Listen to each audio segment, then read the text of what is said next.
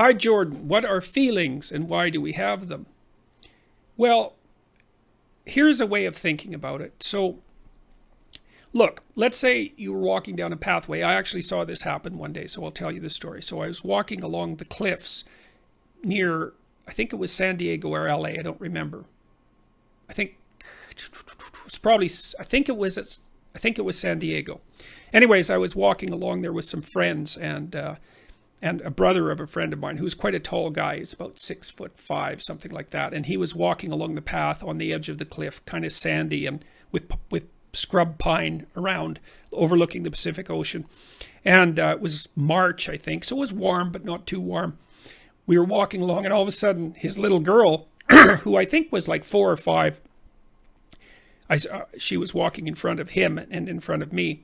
And I guess we were going around a little bit of a corner, and all of a sudden she jumped right up on his shoulders, which I'd never seen a child do that. It was like watching, if a cat's asleep and you go at it, it'll like jump up and puff out its hair and can jump straight up. Well, that's what this kid did, and there was a rattlesnake at the side of the path. Now it was cold, which was probably good, but there's a guy named. I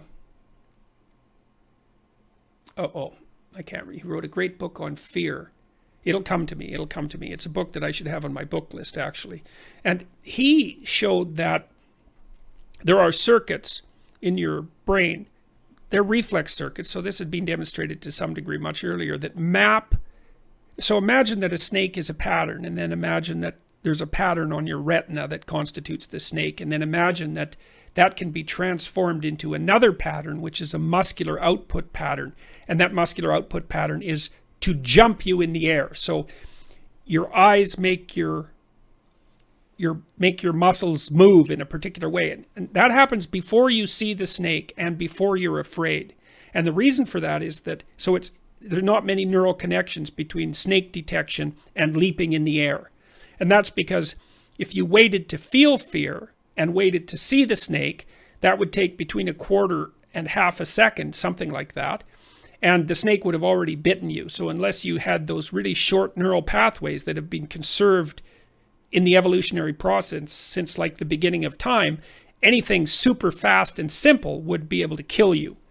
So let's say that you do encounter something unexpected.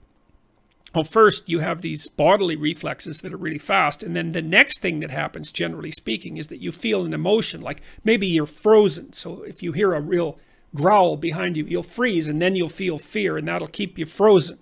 And so the fear is an indication of that physiological state, and then only after that will you start to think and strategize. And so you need reactions at multiple levels of temporal resolution in order to keep you safe in the world. And the fast reactions are muscular and reflexive. And then the next ones, generally speaking, are something like emotions.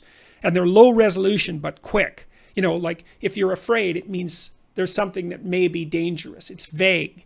It's not till you explore it that you know exactly what the danger is. But the fear is a good enough initial category. So you could think about feelings as instinctual categories. Things to love, things to eat, things to run away from, things to run towards. They're low resolution categories. And that's how animals categorize the world. They use emotion and motivation to categorize the world.